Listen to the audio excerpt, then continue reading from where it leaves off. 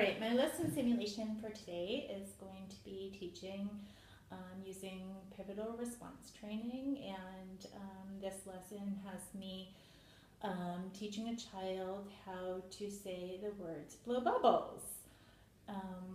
I am currently using pivotal response training with a child in my CB classroom at my site, and this child is pretty nonverbal. She does a lot of grunting and yelling and kind of pointing to things, but she can use words. She has some words, and so she really loves to use the sit and spin, and so I'm using that as a way to get her to say more spinning. So she likes a staff member to push her on the sit and spin because it goes a little faster that way than when she does it just by herself. So she's spinning and it stops, and I'll hold it for a second, and she now is able to say more spin, and I will spin her, of course, when she says those awesome words. Pivotal response training is part of the behavioral part of the world.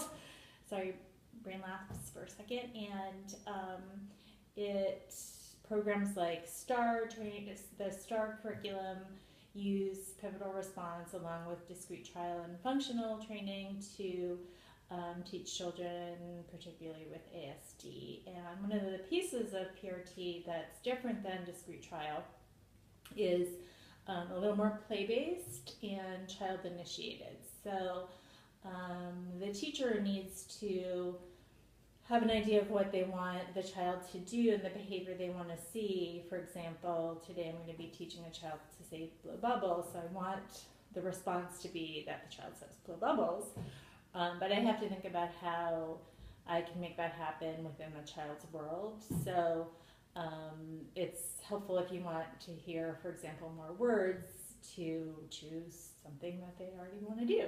So excuse me, one of the pieces of PRT, of course, is to teach a child pivotal skills, so skills that they're going to use forever, part of that self-determination piece. And PRT really gets at motivation and ways to motivate a child to want to do something.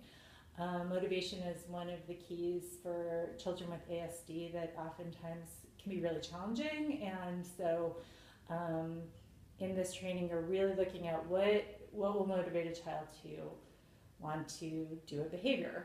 So today I want, of course, the child to do the behavior of saying blow bubbles to me, and I would do this by getting out my bubbles. I'm not going to do it today, sorry.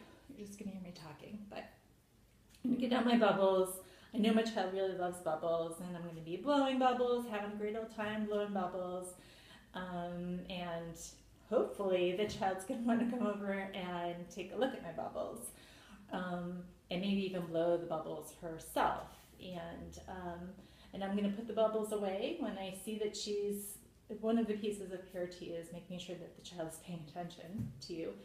So I'm going to make sure that the child's paying attention by really being like, bubbles, woo, so exciting. And I notice that the child is paying attention to me, maybe even grunting at this point, or pointing, or trying to grab the bubbles from me.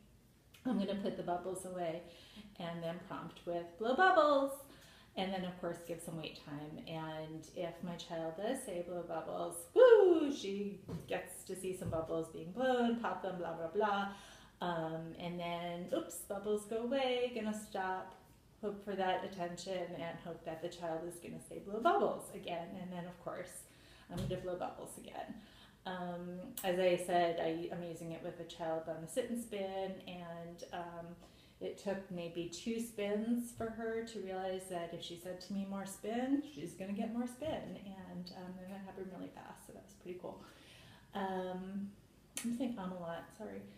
But obviously we want errorless learning here, so you know, if your child isn't saying anything, you're going to prompt least to most to make sure that the child, you want that response, you want the child to say blow bubbles. So you might give them the words. If you had a picture of blow bubbles, you might use that, but you want that child to say blow bubbles and then blow the bubbles. So Certainly you want like discrete trial training, you want the behavior that you're looking for to be exact, and you want the response to be exact, and then your consequences to be exact. So when she says blow bubbles, she absolutely gets those bubbles blown. The need to have the reinforcers is not really there for PRT because the reinforcer is already in the activity of getting to see bubbles blown. So that's pretty cool with it.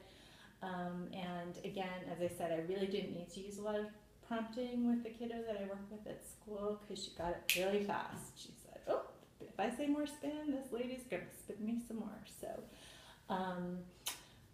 as someone early childhood, like construction, kind of a constructionist by nature, I really love to be able to use sort of the child's environment and things that are already exciting for the child. It feels a little more natural to me than when I sit in discrete trial training, but certainly I see the benefits to both, and that's my simulation for PRT. Thanks.